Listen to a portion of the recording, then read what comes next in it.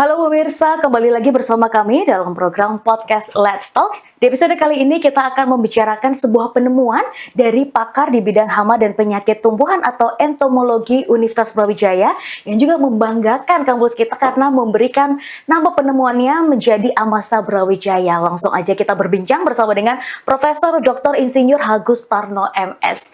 Assalamualaikum Prof. Waalaikumsalam warahmatullahi wabarakatuh. Gimana Prof kabarnya hari ini? Oh, baik, alhamdulillah. Seperti biasa, kesibukan di kampus selain ngajar juga penelitian serta nguji. Nah, kan barusan nguji saya. Waduh. Lari-lari ke sini. Dari pagi berarti sudah Dari pagi. sangat produktif ya Prof Dari ya? jam 8, 9 saya gabung jadi satu karena ada acara ini. Demi ngobrol bersama dengan pemirsa UB TV luar biasa. Terima kasih banyak Prof sudah meluangkan waktu.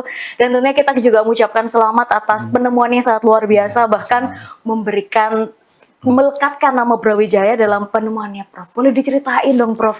Ini gimana sih awal mulanya kok bisanya gitu ya menemukan sesuatu kumbang ya Prof ya? Saya mohon dikoreksi. Kemudian ini juga merupakan kolaborasi penelitian. Nah, seperti apa ceritanya Prof? Ya, ini menarik untuk diceritakan ya. Saya juga penasaran kok bisa gitu ya ada nama Brawijaya. Iya, jadi begini. Sebelumnya memang saya banyak berkolaborasi dengan peneliti-peneliti asing memang. Nah, saya kebetulan lulus dari Kyoto University dulu. Sejak dari sana saya punya banyak partner yang kemudian sering komunikasi melalui email, karena waktu itu yang rame adalah email. WhatsApp kan belum rame kan zaman dulu. Email, terus kemudian dari email, kemudian saling sharing tentang data, kemudian tanya masalah topik riset dan seterusnya. Kemudian kenal salah satu teman dari Florida, terus beliaunya minta tolong saya untuk menjadi bagian dari riset grup, ya, riset grup di dunia, riset grup tentang ambrosia dan bug beetle. Kenapa? Karena saat itu beliau sedang mendapatkan dana ya, dana dari National Science Foundation Amerika, dana yang besar waktu itu, ada beberapa kali. Nah, pada akhirnya setelah saya pulang dari Kyoto 2013, 2012 enggak salah. 2011 saya pulang dari Kyoto. 2012-13 teman saya itu kirim email ke saya mau mengirim mahasiswa S3. Nah, ini mau belajar tentang kumbang ambrosia di tempat saya di daerah tropis. Lalu kemudian dikirim namanya Andrew Johnson namanya. Ini ada namanya Johnson ya. Dia kelahiran dari Jawa juga dia. Serius? Iya, kelahiran dari Jawa, dari Bandung atau dari mana. Mungkin karena orang tuanya kerja di Indonesia ya. Terus kemudian dia balik lagi ke UK, habis UK baru kemudian dia lanjut studi S3 di Florida. Nah, kemudian dia dikirim sama teman saya ke sini untuk belajar. Nah, di situ saya dampingi untuk sama karena kegiatan kami lebih pada kegiatan kajian-kajian tentang penelitian-penelitian keanekaragaman hayati. University meskipun fokusnya pada keanekaragaman hama sebenarnya, bukan keanekaragaman organisme yang menguntungkan pada saat itu, karena lebih banyak menyerang pada tanaman pertanian maupun tanaman-tanaman hutan. Dari situ selesai sekitar 1,5 bulan atau berapa dia di lab saya, baru kemudian balik.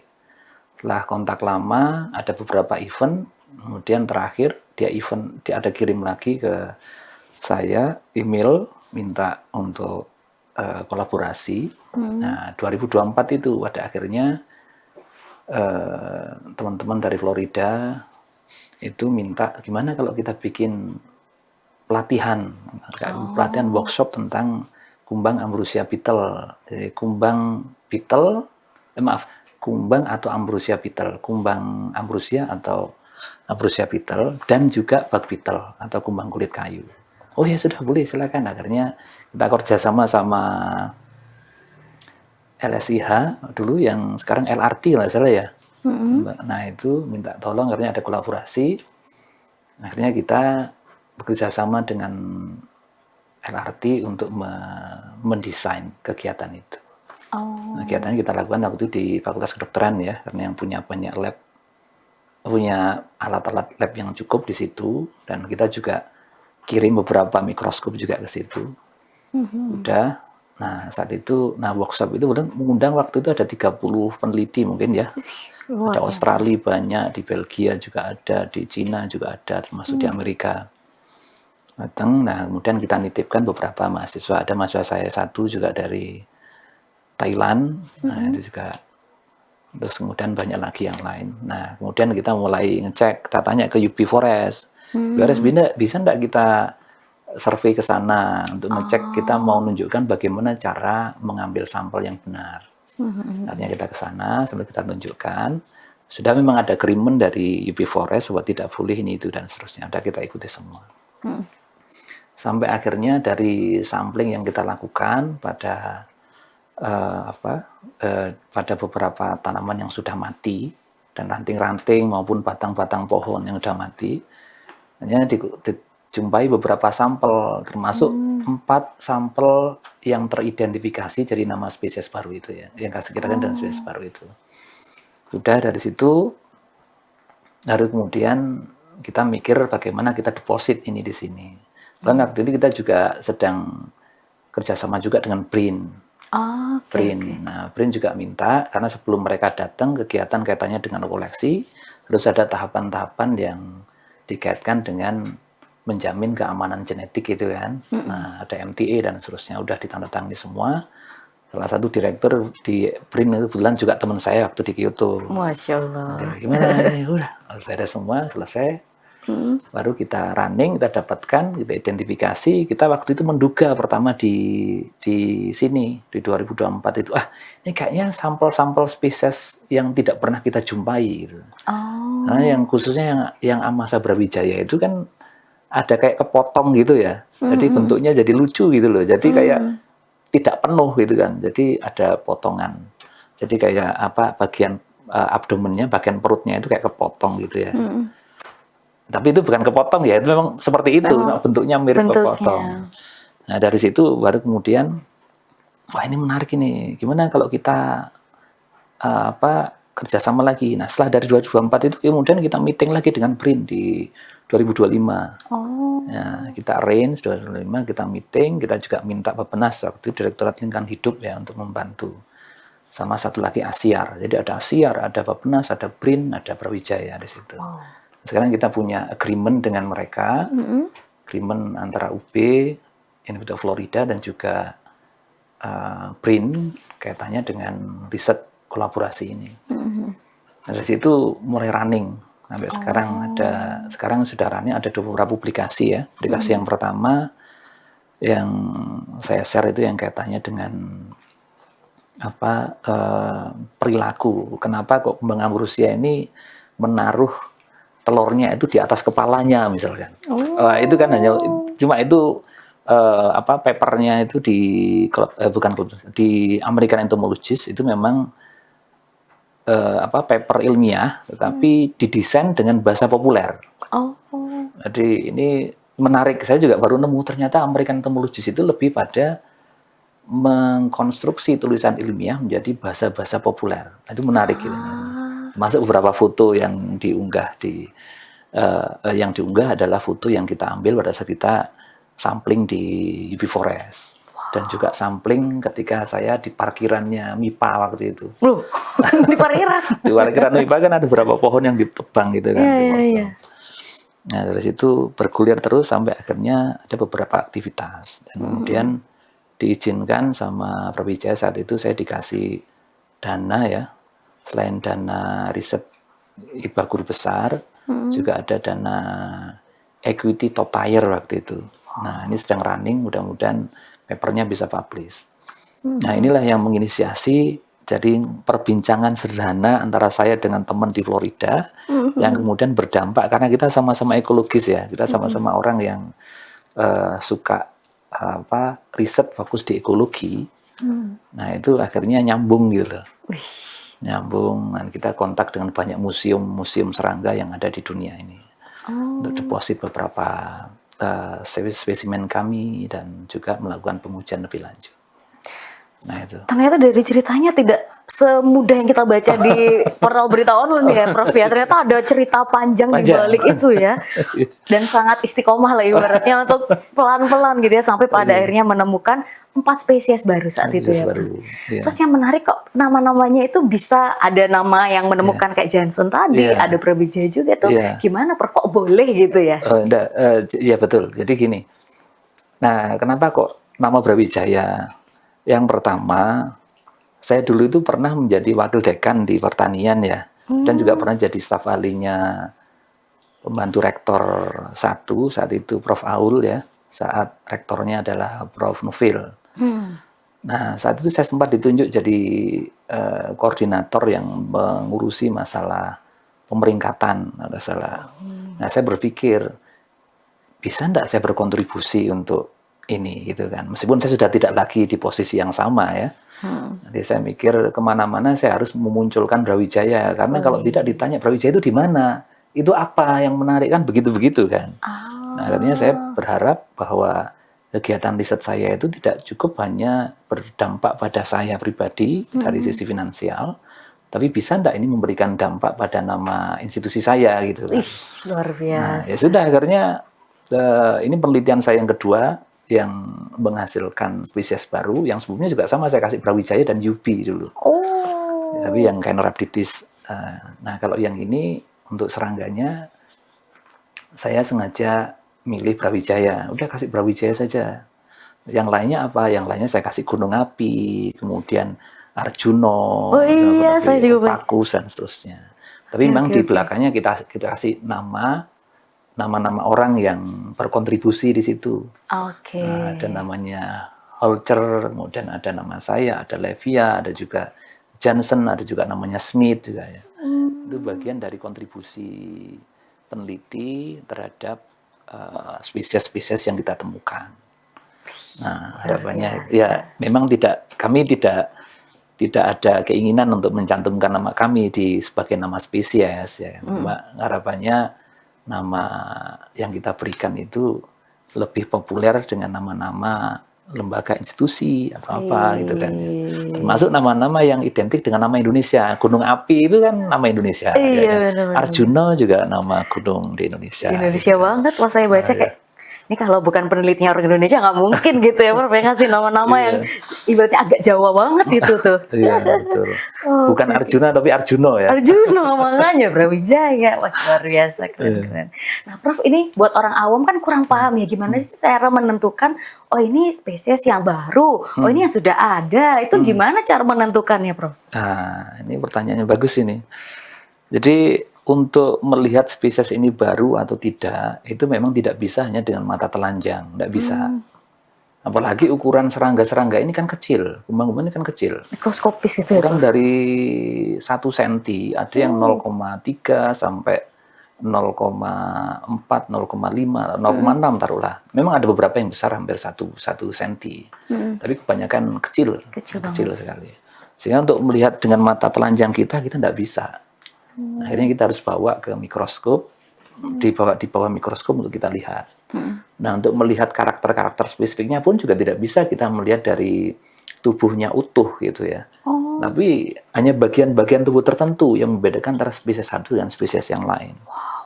Kayak misalkan kayak ini yang membedakan antara spesies Amasa Brawijaya ini. Misalkan dengan spesies yang lain yang juga bentuknya mirip di bagian belakang. Ada yang namanya amputatus di belakang. Karena apa? Karena mirip seperti perutnya yang diamputasi gitu kan, kepotong. Amasa Brawijaya ini juga hampir sama bentuknya. Seperti kepotong begitu, tapi berbeda. Nah, itu sehingga kita tidak bisa hanya melihat dari satu bagian. Nah, selain kita lihat perbedaan morfologinya, kita juga harus melakukan konfirmasi biasanya. Karena terlalu banyak ya keragaman spesies serangganya, banyak yang mirip sekali. Ini kita harus melakukan konfirmasi secara molekular. Nah, kemudian kita ekstraksi DNA-nya, kemudian kita lihat untaian basa nitrogennya, kemudian kita belas, kita lihat berapa banyak kemiripan dengan spesies yang sudah ada di dalam gene bank misalkan ya. Sama apa enggak? Oh ternyata tidak sama misalkan ya. kurang dari 90%. Karena dianggap similar itu biasanya kalau di atas 97 kalau tidak saya. Oh. 97. Itu pun juga masih tanda tanya juga kan ya. Tapi kalau sudah tidak ada sama sekali, tidak ada yang similar dengan di koleksi dunia itu ya kita bisa justifikasi fisiknya beda, morfologinya beda, kemudian urutan basa nitrogen secara genetik juga berbeda. Ya akhirnya kita putuskan berbeda. Jadi untuk orang awam memang agak sulit untuk melihat bahwa spesies itu baru atau tidak. Ini spesies A, B, C itu agak sulit. Jadi harus ada konfirmasi secara mikroskopis dan juga ada konfirmasi secara molekuler. Nah ini. Ya. Setelah ditemukan tuh juga prosesnya panjang ya Prof ya, nggak tiba-tiba ujuk-ujuk beda gitu nggak bisa ya? Nggak bisa. Nanti harus dicek. Makanya riset yang dilakukan itu lama juga. Jadi mulai dari si Andrew Johnson datang ke sini 2013 itu sampai sekarang itu ketemuan. Makanya ada namanya Arjuno, itu kan koleksi yang kita ada di tempat kita dan juga koleksi yang baru dicek kembali oleh tim kami, termasuk si Andrew Johnson itu untuk ya ini betul ini masuk spesies baru gitu. Nah, meskipun juga beberapa sampel itu memang semuanya kita dapatkan di 2024. 2024 di bulan Oktober kemarin saat pelatihan itu. Kita kumpulkan, kemudian juga kita sempat koleksi beberapa. Kita juga masih punya beberapa koleksi sampel yang kita ambil di print waktu itu. Oke. Terus sekarang nasibnya para spesies itu gimana Prof? Disimpankah atau seperti apa? Dilanjutkan penelitiannya? Ya, yang jelas tetap kita simpan, karena nanti kita juga masih punya rencana untuk melakukan kajian lebih lanjut terhadap sekian sampel di daerah tropis ini. Mungkin nanti kita akan membuat semacam indeksasi begitu ya, indeksasi spesies yang ada di tropis, termasuk mungkin di Brawijaya gitu ya, yang kita ambil dari Brawijaya UB Forest misalnya. Nah, kita simpan di situ dan nanti akan ada konfirmasi dari beberapa museum.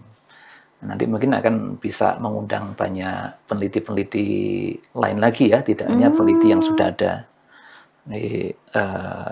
Untuk melakukan pengecekan, nanti mungkin rencana kita juga akan kontak dengan Roger Beaver di Thailand untuk melakukan cross-check beberapa sampel. Wah, kalau yang nonton ada peneliti, wah ini open for collaboration ya Prof ya. Semuanya yang mungkin memang berminat di bidang tersebut. Nah Prof, kalau buat orang awam nih yang kurang paham juga mengenai penemuan-penemuan seperti ini, itu manfaatnya seperti apa sih Prof? Kalau untuk masyarakat kan kita pengen tahu ya, kok keren banget Prof Agus ini sering banget penelitian, menemukan spesies baru, sampai ada patennya. Nah buat kita yang awam nih, gimana cara memahaminya terkait dengan kebermanfaatannya Prof? Iya. Jadi sebenarnya ini berangkat dari penelitian yang terkait dengan hama dan penyakit pada tanaman ya. Cuma akhirnya berkembang karena kebanyakan kumbang ambrosia dan bug beetle ini tidak menyerang pada tanaman-tanaman yang sehat, sehingga memang agak bergeser dari ranah kaitannya dengan aspek hama dan penyakit berubah pada aspek ekologi murni, keanekaragaman hayati. Nah, kalau kita lihat manfaat keanekaragaman hayati ini bagi masyarakat sebenarnya besar. Nah, mungkin kita pernah ya dulu zaman nenek moyang kita itu pernah mendengar hasil panenan macam-macam nenek moyang kita itu tidak pernah ada masalah, ya kan? Tapi sekarang kok banyak sekali masalah. Mulai dari gagal panen, menyerang pada jeruk, menyerang pada apel, ada kutu sisik, ada jeruk itu CVPD yang dulu kita kenal CVPD ya, kemudian sekarang jadi Wang Longbing disease dan seterusnya, kemudian ada worm coklat dan seterusnya. Itu kan seringkali meledak, ada hama penyakit meledak dan seterusnya. Nah, itu merupakan impact dari menurunnya keanekaragaman hayati yang ada di environment, di lingkungan kita. Nah, salah satunya ini ada upaya untuk membuat tumbuhan yang ditanam oleh masyarakat itu menjadi seragam. Padi saja, jagung saja, mahagoni saja, jati saja. Itu dampaknya menjadikan beberapa spesies yang menguntungkan itu hilang. Nah, beberapa kumbang ambrosia beetle itu memang ada yang jadi hama, tapi ada juga yang sebagai decomposer misalkan ya. Nah, itu hilang, dibersihkan semua. Ya, akhirnya kemana mereka? Akhirnya mereka diganti dengan spesies-spesies yang umum menyerang pada komoditas-komoditas tertentu yang dikembangkan masyarakat. Nah, jadi fokus di studi keanekaragaman lebih pada bagaimana kita bisa menjaga keanekaragaman agar tetap ada, sehingga nanti tidak terjadi kasus-kasus seperti peledakan dan produktivitas dari tanaman jadi turun. Karena selama ini kita hanya melihat tanam tanaman yang banyak agar panennya banyak. Tapi mereka tidak pernah tahu bahwa di balik itu ada mekanisme alamiah yang sebenarnya dikontrol oleh keanekaragaman hayati. Ada musuh alami, ada decomposer yang berkontribusi untuk menjamin siklus ya, mulai siklus nutrisi maupun siklus makan memakan itu berjalan. Nah, itu kemudian digantikan sekarang sama masyarakat dengan apa? Musuh alami tidak ada, diganti dengan pestisida, ya kan? Kemudian mikrobia dekomposer diganti dengan pupuk sintetik. Nah, itu akhirnya lingkungan kita menjadi tidak lagi seimbang, karena alam tidak dimunculkan potensinya untuk mengelola itu, menjamin keberlanjutan sistem yang ada. Gitu. Ternyata nah, kompleks juga ya. Kompleks sekali. Terus siapa Prof yang harusnya ambil peran untuk memberi pemahaman dan juga adanya pengambilan kebijakan, Bro? Nah, ini sejauh ini kan memang pengambil kebijakan ada di pemerintah.